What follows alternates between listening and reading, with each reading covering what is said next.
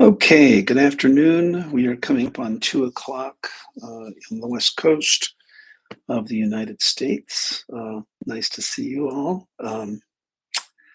It is exactly 2 o'clock, so I'm doing well. Some exciting things going on. We are starting our first hybrid, hello, Joshua, level one HUNA training.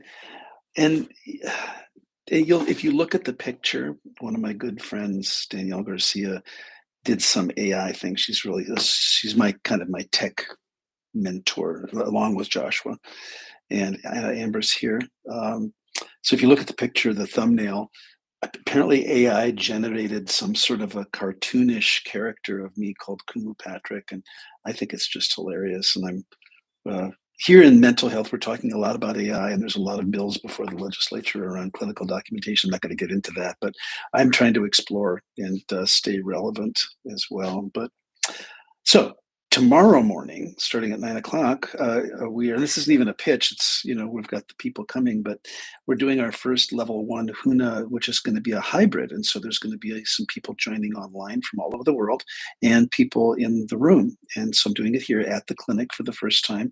Usually we rent a hotel and we do it at the mountain. We'll be doing a level two in May up at the mountain, Mount Charleston. But this is the first time because I've gotten requests about, not everybody can go to Hawaii. It's expensive. It's expensive to get there. The tuition's expensive.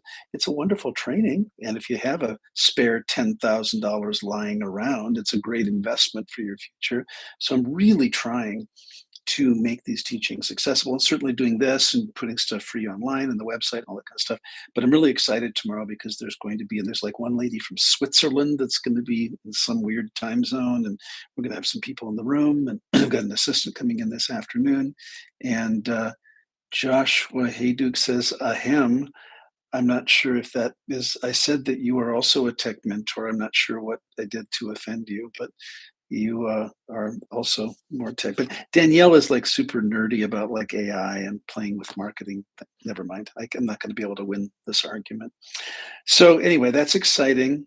Pointing to the website.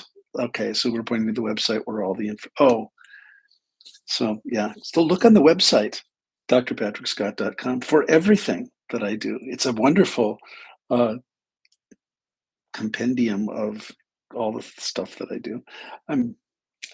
I've come a long way. So Michelle is also going to be joining us, and she works in our company as well. And we've all come a long way. And of course, the whole point of this journey on Earth is to come a long way and to make our progress and make our, achieve our goals and all that sort of thing. So today I'm not intending these YouTubes to be for an aging population, but I noticed that I'm doing some content more and more about things that happen in the adult lifespan, things how, that we evolve and that there are cycle changes. Kelly Dean is here.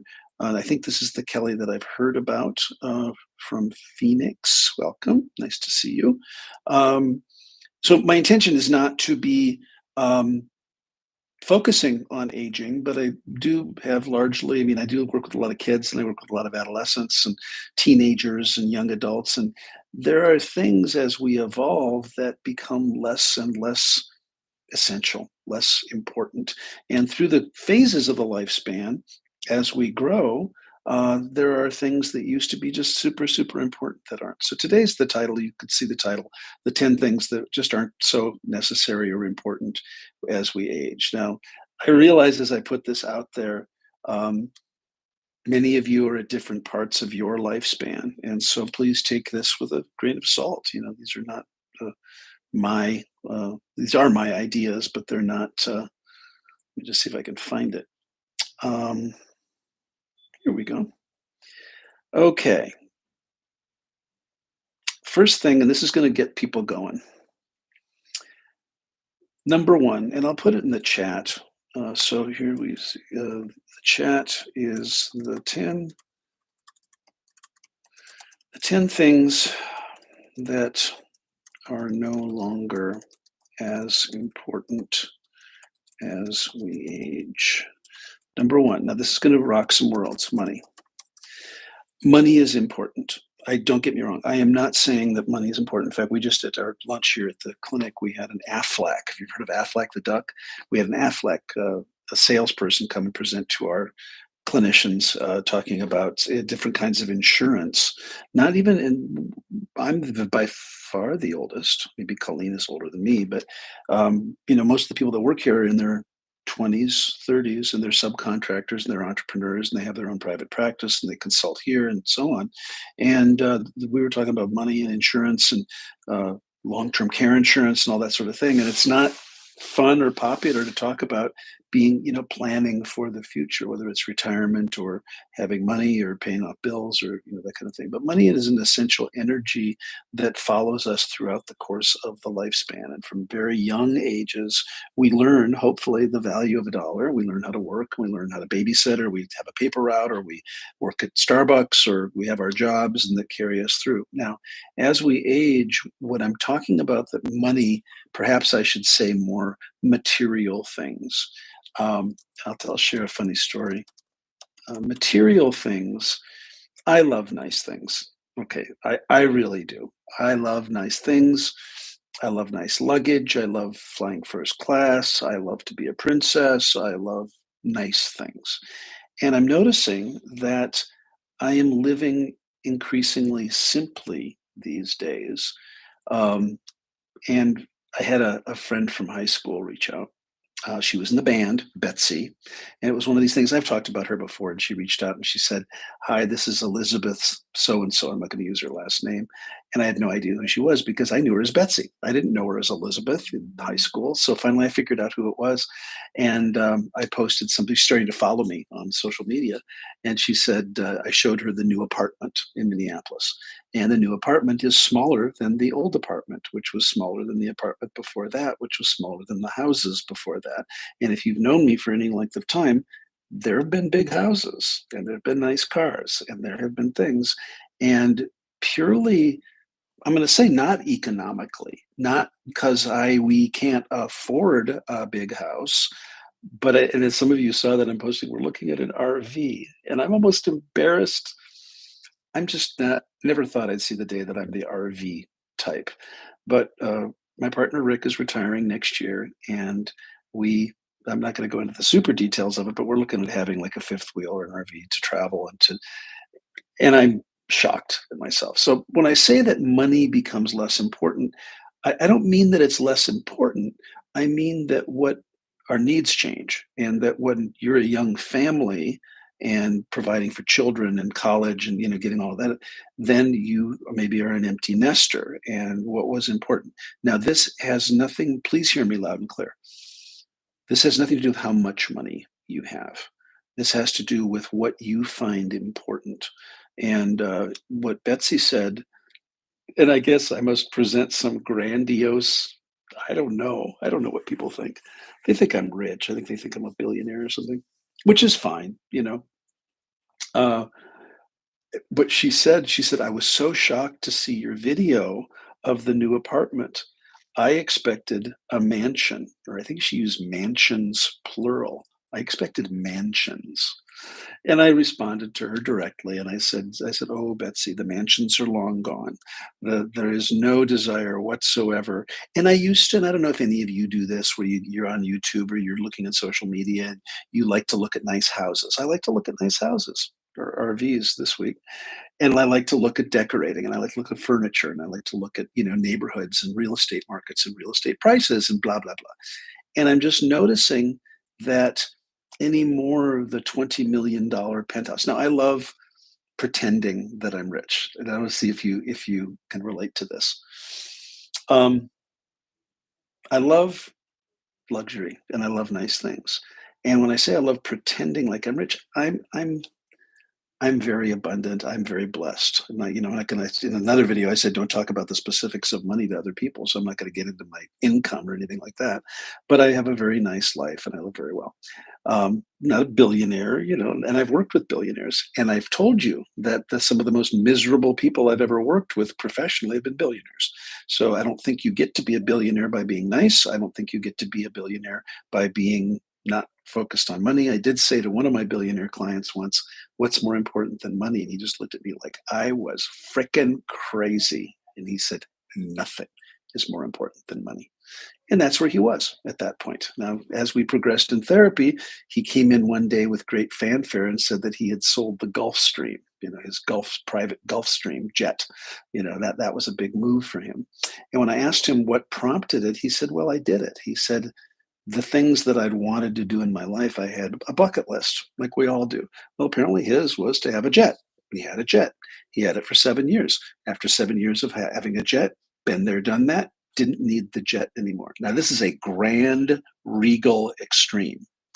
Um, and I'm smiling because whatever that is for you, you may have needed the nice car. You may have needed the fancy clothes or the purse or the makeup or the trip or the first class or the whatever it is.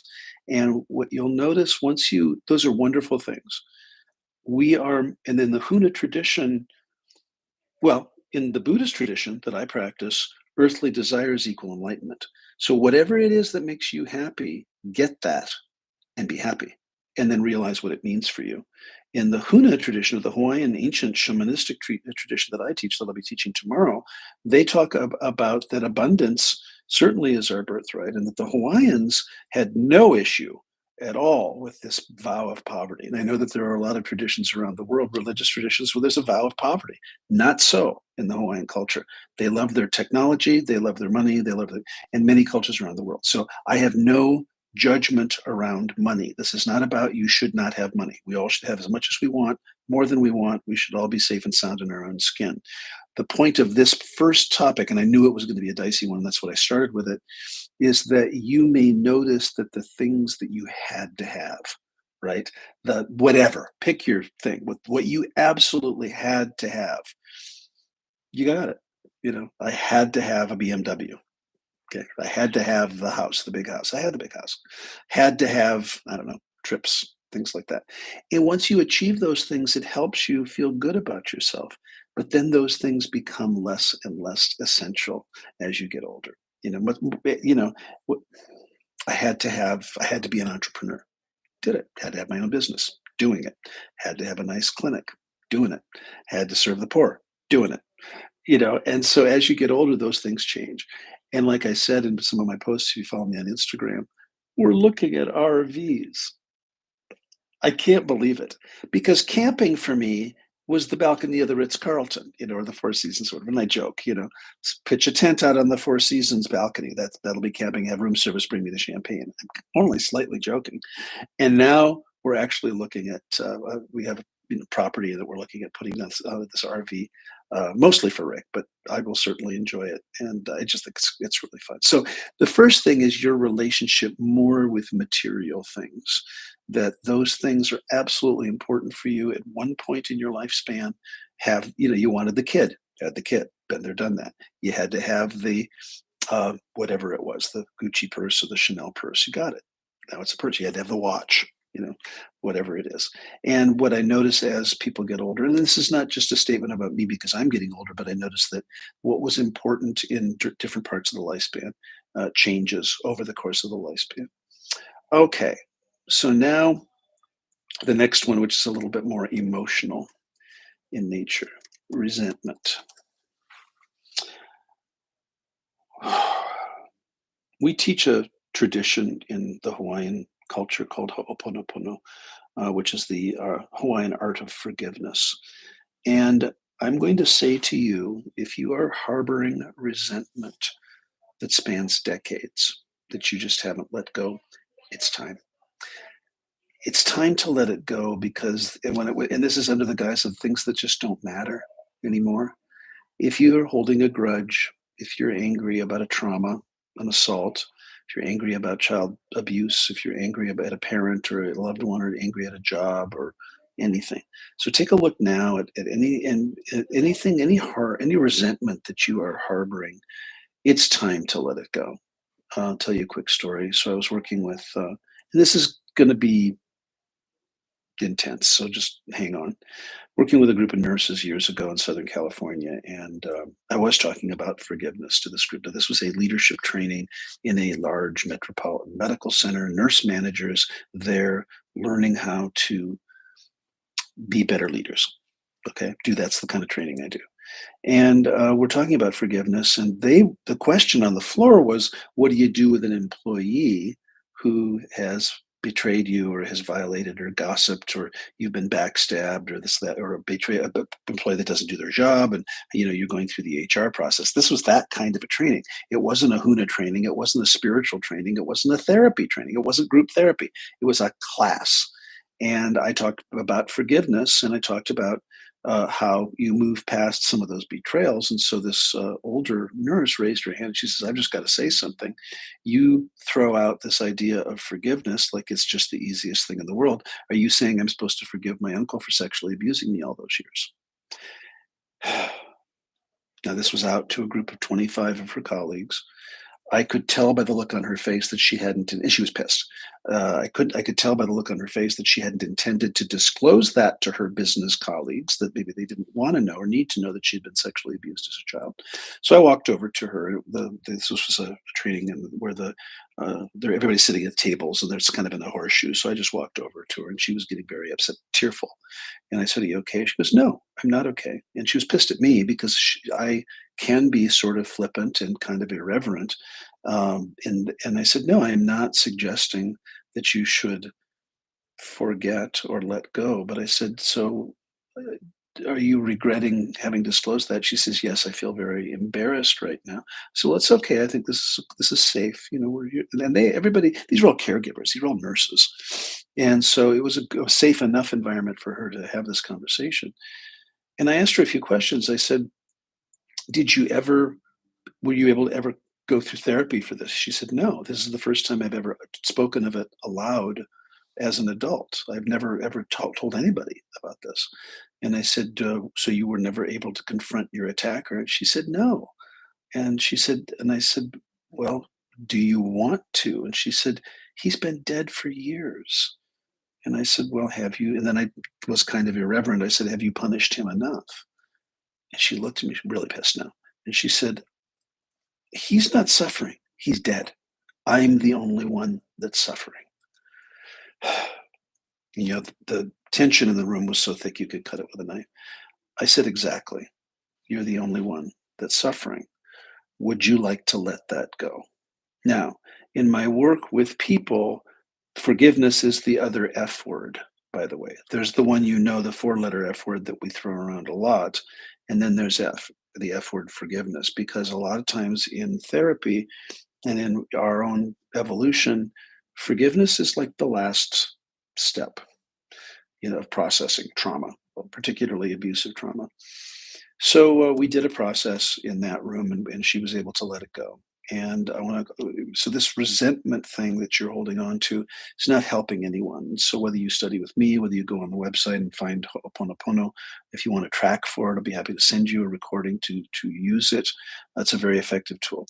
Number one, forgiveness is not forgetting. Doesn't mean that you don't acknowledge that bad people do bad things happen to good people. Sorry. Number two, forgiving is not condoning. Doesn't make what they did okay. Doesn't condone it. Doesn't say that betrayal or that assault or whatever was okay. And number three, it doesn't mean you're going to get together with them and have coffee. Doesn't mean letting them back. So if you have an ex, if you have a family member, if you have somebody in your life and you're harboring resentment, understand that by letting the emotional charge go, you are freeing yourself. It has less to do with them. Sorry. It has less to do with them and has more to do with your willingness to let go of that emotional charge on that resentment. So that's number two, resentment. I know it's a tough one. Let it go, especially as you get older. Number three, regret.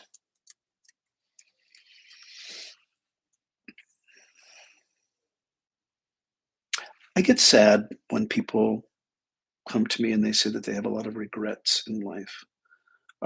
There's an old saying that says, nobody on their tombstone said they wanted to spend more time at work. I've had the great fortune of working with a lot of people at the time of their death in hospice and in the emergency room and in the hospital. And the chief regret people have has ironically nothing to do with money. Usually has to do with their relationships, and that they didn't spend more time with their family. They didn't spend more time on their personal relationships, not their professional ones, their personal ones. And so, um, as you look back at the course of your lifespan, I'm going to take a leap here. We've made mistakes. There, I said it.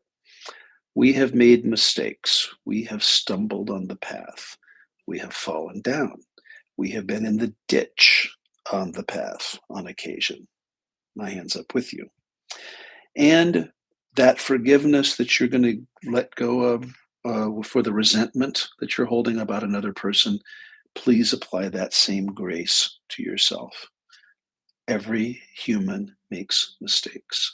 It's why we incarnate. It's why we come here, is to learn. And if we didn't have something negative to polish against, we wouldn't grow. And so I don't care whether it's an addiction. I don't care whether it's criminal activity. I don't care whether it's a bad relationship. I don't care I don't care. Offer yourself the same grace that you would offer another. Forgive yourself. And please let go of the charge of regret. And I know easier said than done. I get it. I totally get it. That you may have made mistakes. You may have done some pretty kooky things in your history. And part of the process of polishing yourself to have a wonderful aging is to let go of the regrets, the shame, the humiliation, the embarrassment. And again, through lots of processes, I'm not going to get into a pitch for therapy or for anything really right now. This is just about do a quick self evaluation. What are the regrets that you have? If it's something you can shift today, meaning you regret you didn't do something and you would like to, now's the time. You regret you didn't go to school and you'd like to go to school. You regret about how you treated someone and they're still alive, you can make amends. I mean, again, I know that some of you are in the 12-step program. 12-step is a wonderful and amazing, that's AA, by the way, for those of you who don't know. Wonderful, step 4, step 5, making amends, fearless moral inventory, and really looking at your life candidly. And so that's a really wonderful way to clean up any regrets that you may have and just get really clean. The Hawaiian word is pono, to get pono with yourself.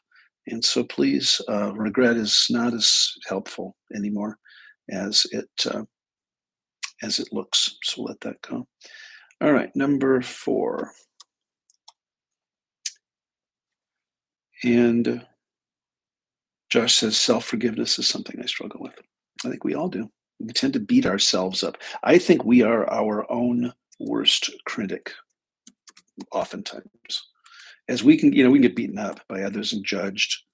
But I think the battle's with ourselves, forgiving ourselves. All right, number 4, appearances. There's an old saying called keeping up with the Joneses. That's an old term now, but it's the idea that you live next door to a neighbor and they renovate their house, so you have to renovate your house. They get a new car, so you have to get a new car. They wear new clothes, so you have to get new clothes, and so on. Comparison and comparing yourself to another person, we are all on our own individual journey. And so if you have struggled with, I work with a lot of teenagers, young adults who have an arbitrary timeline of where they should be at 20, at 30, at 40. And I'm going to challenge you, by virtue of watching this video, to take a look at if you're doing any of that, if you're looking at friends or family. You can do it about money. Gee, I don't make as much as my brother does, or I don't make as much as my colleague does, or I don't have the material wealth that somebody else has. Resist the temptation to compare yourself to others. You are all unique beings of light that have your own contributions, and appreciate where you are and appreciate where you come from. You offer the world unique and special talents, special gifts that nobody else does. And that for you looking at another person saying, gee, I wish I had what they have, people are looking at you. wishing they had what you have.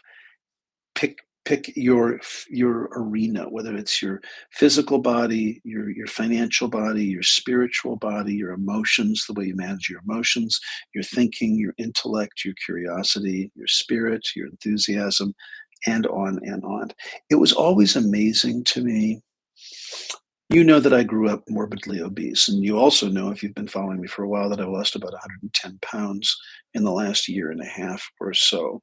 I was 500 pounds by the time I was 15. I was 150 pounds by the time I was 20, and I definitely suffer from an eating disorder. I did go to OA, Eaters Anonymous, and I have 12-step and AA and all that stuff in my family like crazy. I'm not going to go into it because it's anonymous, right? So I could not understand anyone who was slim. So I'm morbidly obese. I'm 500 pounds. And I looked to my high school friends because I was morbidly obese in high school. And I would look at the jocks. I would look at the athletes. I would look at anyone who was slim. And I could not imagine why they weren't ecstatically happy, because that's all I ever wanted. All I ever wanted was to be healthy and fit. That's all I ever wanted. And I could not understand that if I looked like you, right? If I looked like you, I would be so ecstatically happy, and I would be comparing myself to, and again, when you're 500 pounds, by the way, when you're 500 pounds as a sophomore in high school, um, dating is not really a thing. Um, I was an introvert. I was a nerd. I was a band geek. I was bullied and all that kind of stuff. And all I ever wanted to do was fit in. And I think that's really common for a lot of people. We all just want to fit in. And today I work with today's youth. Social media is a way to fit in. I had a young man yesterday trying to date online, and it's challenging. But I think dating is challenging. I don't care when you're dating. I don't care how it is, and he was comparing where he is at his age, and he sees his friends that he perceives are farther along. And I had to remind him in the areas that he's farther along. So please, this whole bit about appearances, care, and it's easy. I realize it's easy for me to say this. I'm wearing a very loud Aloha shirt, and I don't really give a shit what anybody thinks. But I do. I care what you think, and I care what people think, but I care less. I'm not as interested in keeping up with the Joneses. I'm not as interested when I do something or buy something or to do an activity. I do it for me, and I do it for my family, and I do it for the reasons that are a little kind of self-absorbed. I'm not doing it to impress anyone.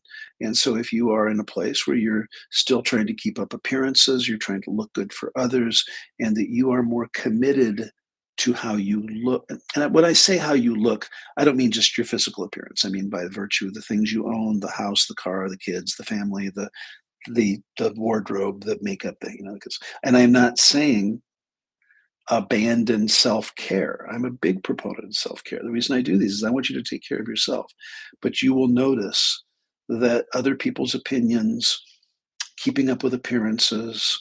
Um, I've had the great fortune of working with a lot of celebrities, people um, people you would know, household names, and some of them I've shared. And I've worked at this point in 40 years of being a therapist with hundreds of thousands, probably not millions, but hundreds of thousands of people in groups and individuals and couples and families. And every human on the planet.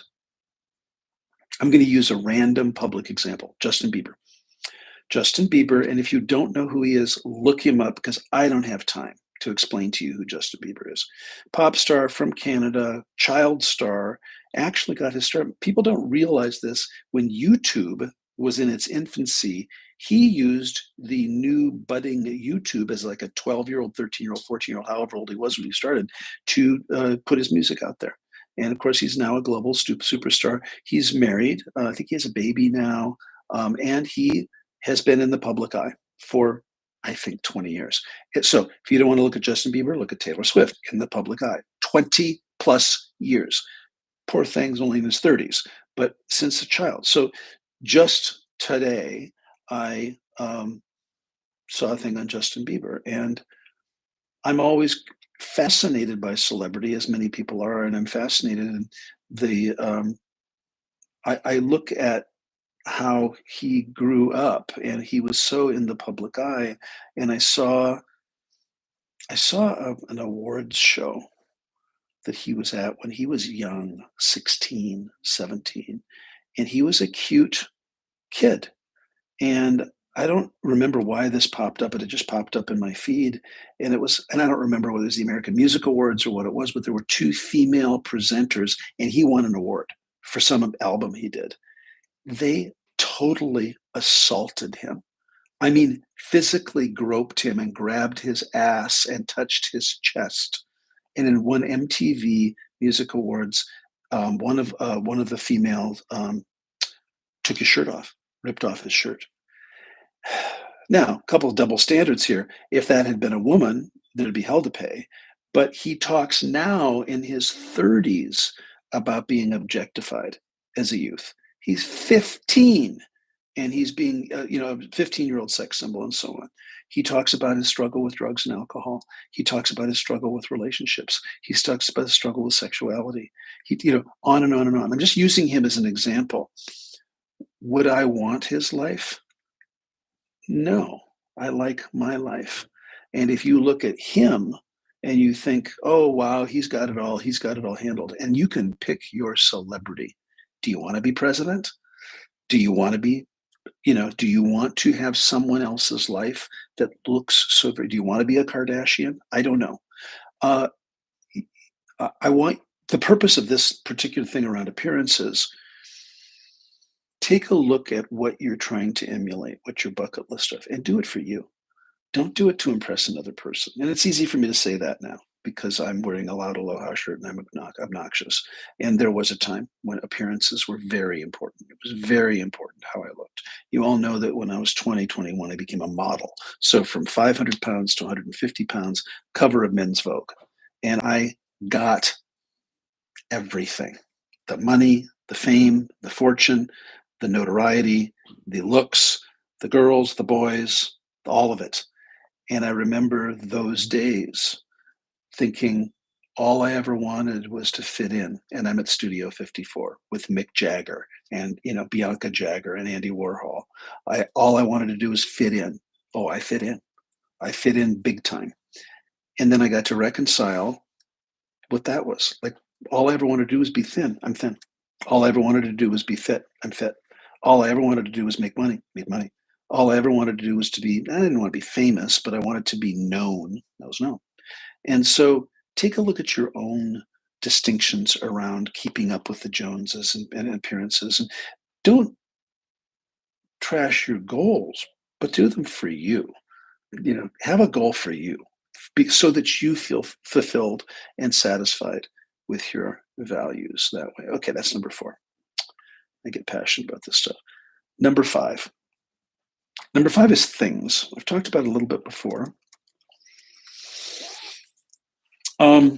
Along with money and material things, one of my things that I posted on Instagram when we were clearing out, now we lived in the last apartment for 5 years, and we are doing our best to downsize. And we are also doing our best not to have storage units. Do you know that in the United States, storage units are a big business because people like us who have accumulated lots of crap over the decades have nowhere to put them as we try to downsize. And I'm guilty. I am guilty. I love stuff. And I'm learning that, and I did if you saw the YouTube video, I said on this episode of Hoarders. Now, Hoarders is an A&E show about people who have an anxiety disorder called hoarding, blah, blah, blah. Sometimes people miss my sarcasm and they go, oh, Patrick, you're not a hoarder. How can you say that? It's a joke. And we started going through the stuff that we had accumulated, and it was profound, And so take a look at your stuff. I'm not going to give you guidance here because I am no one to talk. I don't want to throw away my high school yearbooks. There's stuff that I don't want to throw away that's my mother's. There's stuff that I don't want to throw away, period. I don't want to throw away my college band letter jacket, University of Minnesota. I just don't. These are things that are keepsakes that have a lot of sentimental value. But I think we do need to make peace with things and with stuff and see your own relationship and what you, and I'm not talking about hoarding. I'm not talking about having a lot of stuff around you, but those things, what are really important to you? How many shoes do you need? How much jewelry do you need? How many watches? That's a good one for me. I see these people that have dozens and dozens of watches anymore. I don't know if you've noticed that we have lots of ways to keep time that are not a watch. Uh, it's not about keeping time anymore. If you have a Patek Philippe and a Rolex and a this and a that, it's about jewelry, it's about status, it's about keeping appearances and so on. So just make peace with your things. Make peace with what you like and what you don't like. And I love retail therapy. I do. I do. I'm a big fan of things and I like things. But I think it's as we get older, it's important to kind of reconcile not so much what we need. If it brings you joy, but if it's my thing is, as we, my partner and I, my family, look at the downsizing, I don't want to have to be encumbered by a lot of things. So make peace with your things. All right, number 6.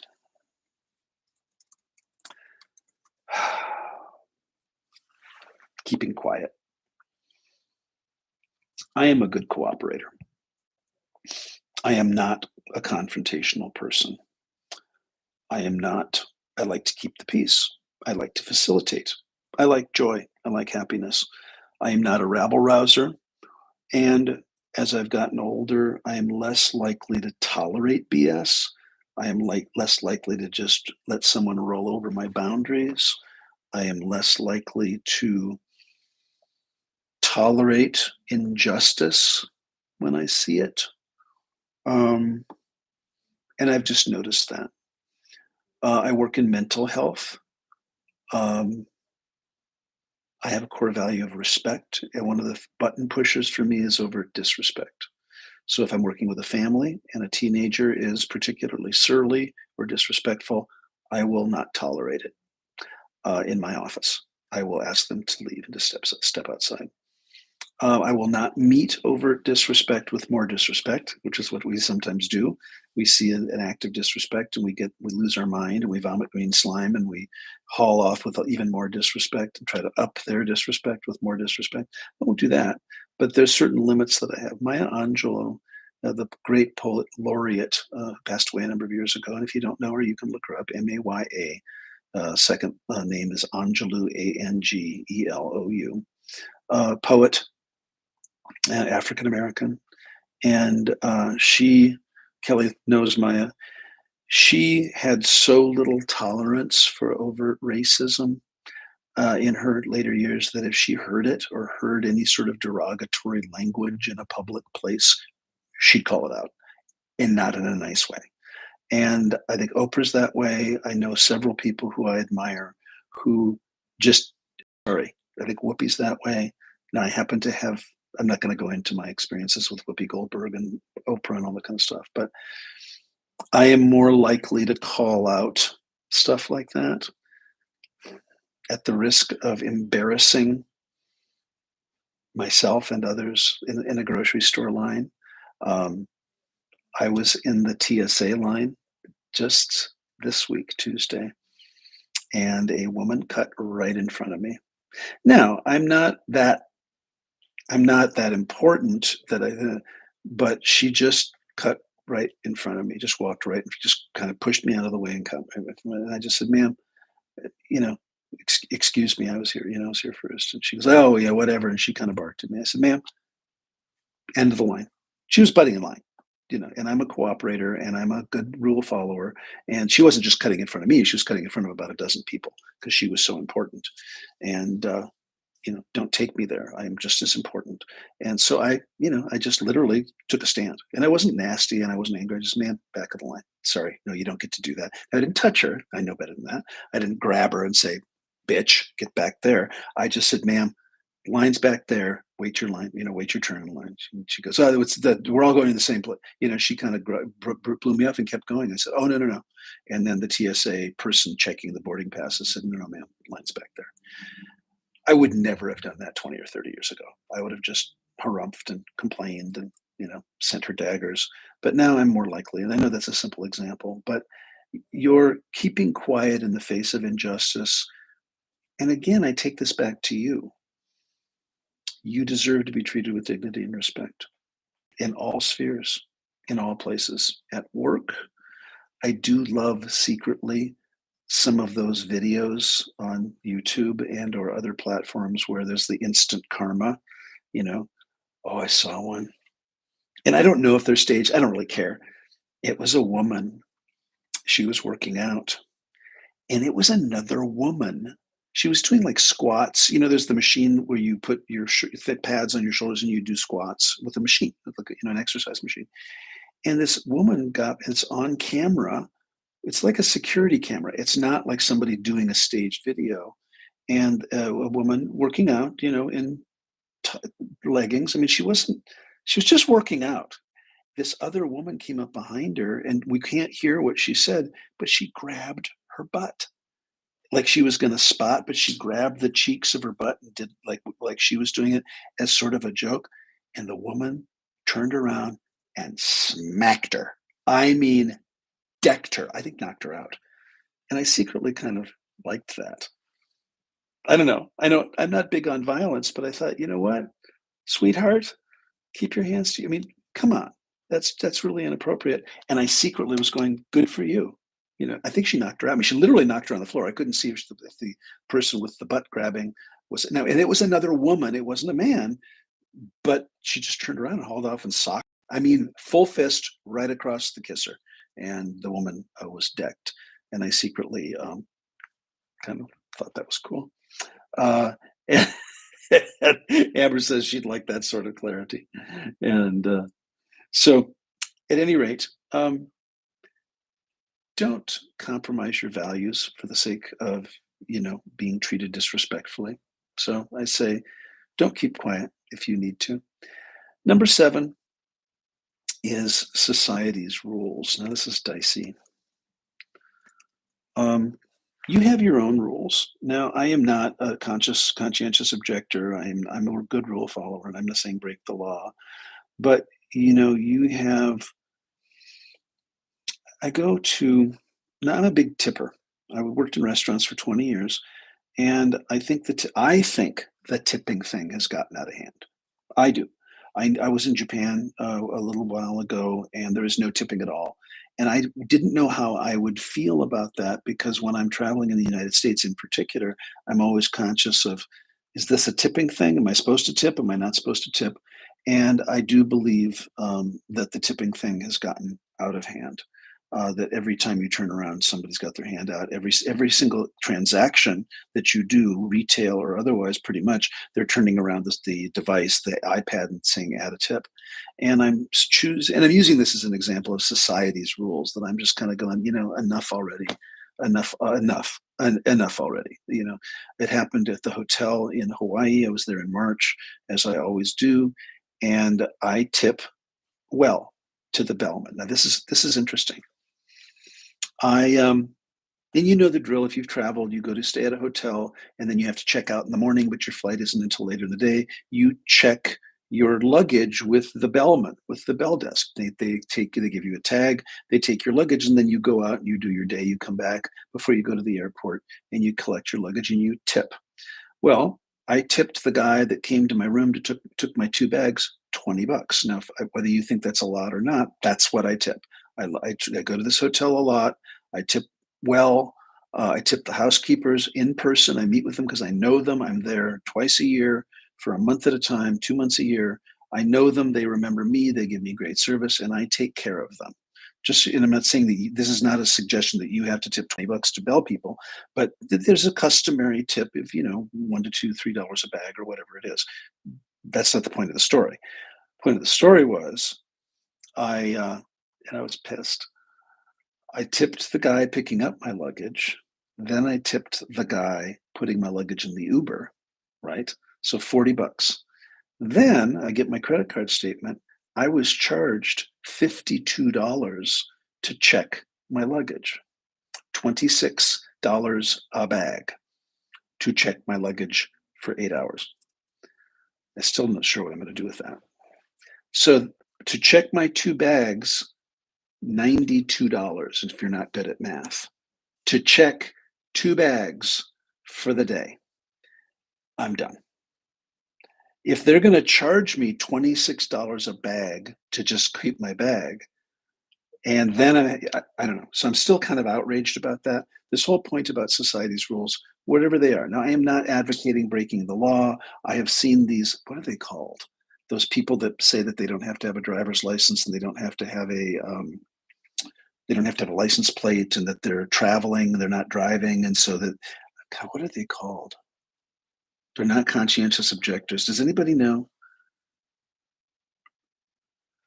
I'm just trying to think what they're called. Something. They're citizen of the world. That's Josh. Yeah, they're called citizens, or yeah, citizen of the world or something. And they say that I don't have to abide by the laws of the land. And I see them in court. Like I'll watch court proceedings, and they'll say, well, I'm not bound by your rules because I'm an independent person and I wasn't driving, I was traveling, so I don't need a this, and I can have a gun because I don't need a that, and they kind of make up their own rules. That's not what I'm talking about. I'm talking about those society's rules that don't make sense to you. Now I happen to be a big tipper. I'm questioning, and I will actually challenge the Westin Hapuna Beach about this $52 charge. I'm a kind of a good customer. They will reverse it, but like that just came out of nowhere, like all of a sudden. And had I not looked, I wouldn't have known. $92, 2 bags. I'm kind of done. And I'm like, okay, this is not just crossed into the tipping for everything is kind of, so I'm making my own peace with that. So that's number 7. Let's go. We're almost done here. Number 8. Some of these are duplicative, but I want to talk about this. Number 8 is playing it safe.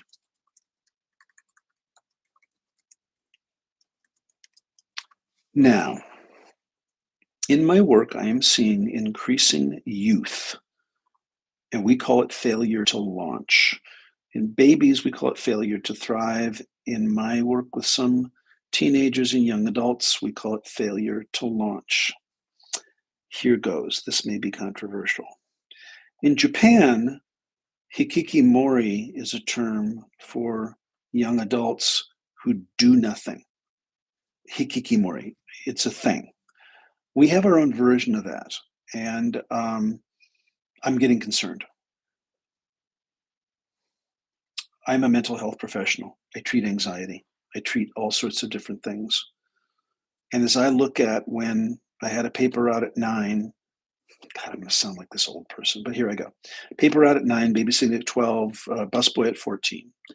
At each time I was called upon to go out into the world, whether that's school or try out for a sport or try out for music or try out for a thing, to put yourself out there is anxiety provoking.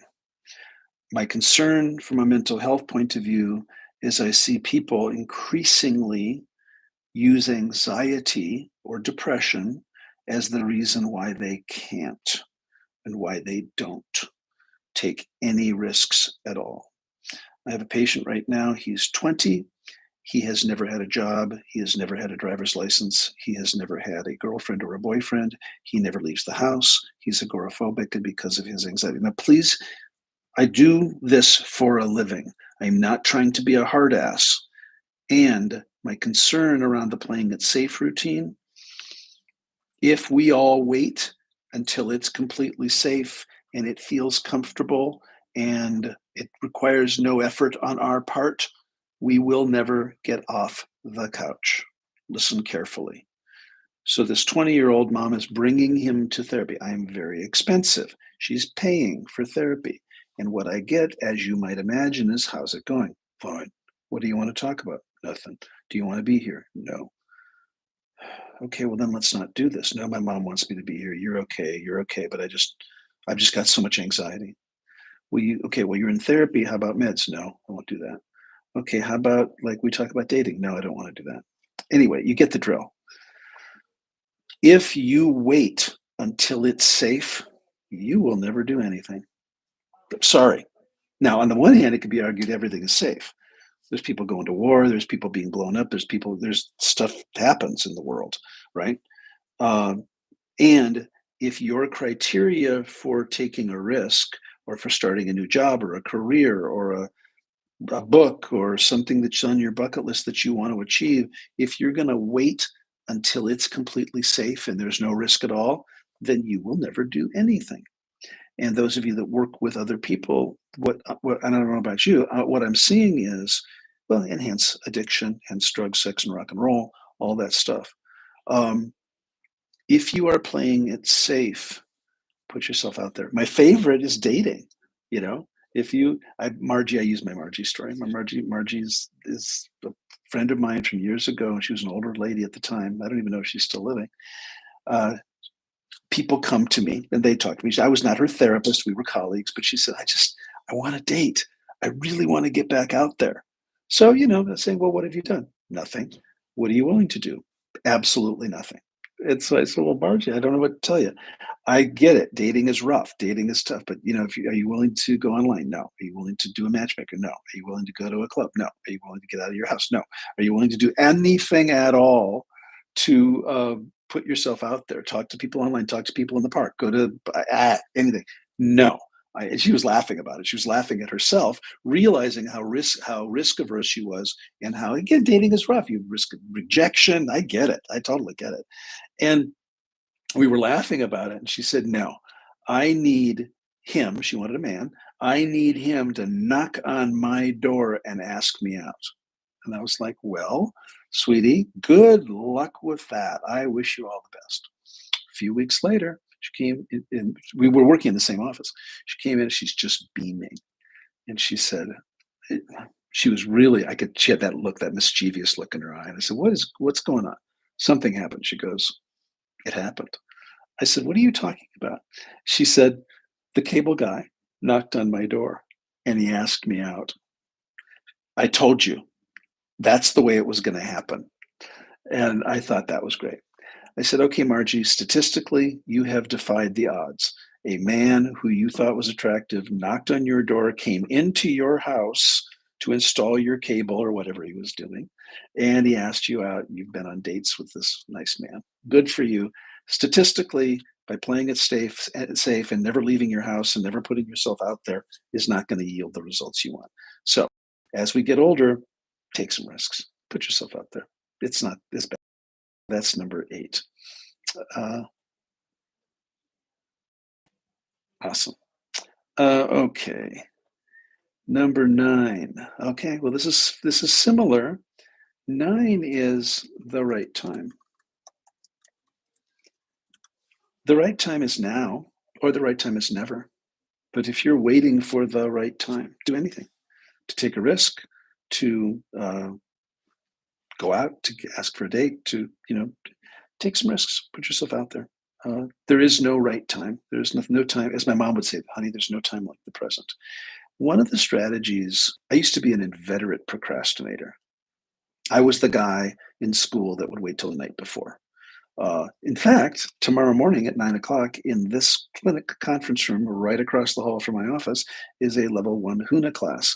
I'm staring at the equipment right now that's over there. I have not set up a goddamn thing. Now, my assistant is coming any minute now, and he's going to help me set it up, but I haven't done squat. And that's okay, because I know it. I've done this class before. I've reviewed my notes. I'm ready, and we have from tonight till tomorrow morning at 9, and to set up the Zoom and the cameras and the lights and all that kind of stuff. And I know that we're going to do it. One of my strategies these days is I handle things pretty quickly. People that work for me usually can count on, if they send me an email, I turn it around within 24 hours. And the way I manage my stress, because of the sheer volume of all the stuff that we're under, is I try to handle things pretty quickly. And that's just a small example of there is no right time. The right time is whenever you make it. And so if you're waiting for the right time to write your book, start it. At least think about it. If you're waiting for the right time to get in shape, start it. Lots of help out there, lots of resources online. The thing about the internet, which is so cool, is that we all have access to the same information. And there's so many resources out there of ways that we can be healthier and happier. So that's number 9. And finally, number 10, aging. I am in better shape at 65 than I was at 55. At 55, I had a life-changing, life-ending ski accident. At 57, I had stage 4 cancer, life-ending, life-altering, and so on. I've had now in the last 10 years eight surgeries, no, 7 or 8 surgeries. I lose count because I don't give a shit. Um, Aging happens, whether you like it or not. The Buddhists say that there are 4 noble truths that all humans go through, and they are birth, sickness, old age, and death. Pope Francis just passed away, and I'm not Catholic, I'm Buddhist, but I adore that man. I loved him. I'm sorry, 88 years old, does Easter Mass, can barely hold his head up, right? Goes out, gets in the Pope Mobile, goes into St. Peter's Square, says some blessings, right? Um, I think it's amazing. He just passes away that night. I'm sorry. I think it's great. I'm going to leave you with one quick story. When I was new in my career, there is a man named Viktor Frankl who was a psychiatrist, and he was in the Holocaust. He was incarcerated at Bergen-Belsen, one of the camps in Nazi Germany. He's Austrian by birth, and he lost his entire family. Everyone he ever knew was killed in the Holocaust. He wrote a book in 1945 called Man's Search for Meaning, and he talked about those people who would survive in the camps were those people who had a purpose, who had a reason. And he could tell, as a psychiatrist, he could tell right away when people came into the camps if they would survive or if they weren't, just by their life condition, just by their attitude. I was at a conference early in my career. This is 40 years ago. Or no, it's 40 years ago. It's every bit of 40 years ago. Viktor Frankl was on the dais, on the stage, with 2 other noted psychological theorists, Aaron Beck and Albert Ellis. And I'm young. I'm in my 20s. I'm starting my career in mental health. He is, in his 80s. He's noted. He's written, this book has been translated into a gazillion languages all over the world. And there's a point in these conferences where there's a question and answer, and this young lady goes to the microphone. She said, "I'd like to direct my question to Dr. Frankl. Sir, I noticed that you named your book Man's Search for Meaning, and I find the title offensive and very sexist, and I think you need to change it." Now, there are 10,000 people. This is like the big keynote culmination of this conference on the evolution of psychotherapy. It's in Las Vegas, ironically, before I lived here. And everybody takes a collective gasp. She's clearly young in her 20s. She's clearly feminist. She's clearly angry that his book is called Man's Search for Meaning. And I watched this man, and I'm going to leave you with this. He didn't miss a beat. He said, "Well, young lady," he said, "you're absolutely right. This book was written, I wrote this book in 1945, and he did not have a shred of negativity, not a shred of, I wanted to kill her. I wanted to literally go and knock the bitch down because I was so outraged. This legend, and she's fussing about the title. Okay, feminism notwithstanding."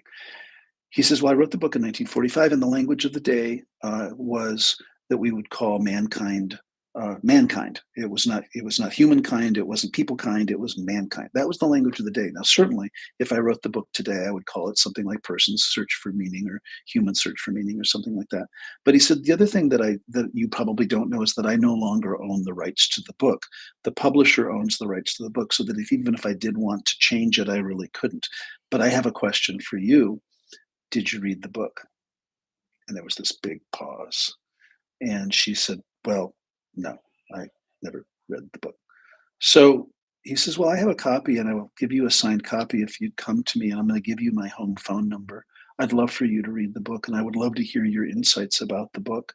And the conference ended. She went, and he gave her the book, a signed copy, a signed original first edition of Man's Search for Meaning, if you can imagine it. And he was so kind and so generous. The next morning, I'm on my way back to LA where I lived, and I heard on the radio that Viktor Frankl had passed away that night at 88, 87, something like that. He worked up until the day he died. Pope Francis worked up until the day he died, making a difference. So I say to you, and I conclude this YouTube Live with, take a take a look at those things that just don't matter as much as they used to, and start making the kind of difference that you want to make in your own life, in the lives of others. So I think that's enough for about an hour. I appreciate all of you, and we will see you next time. Be well.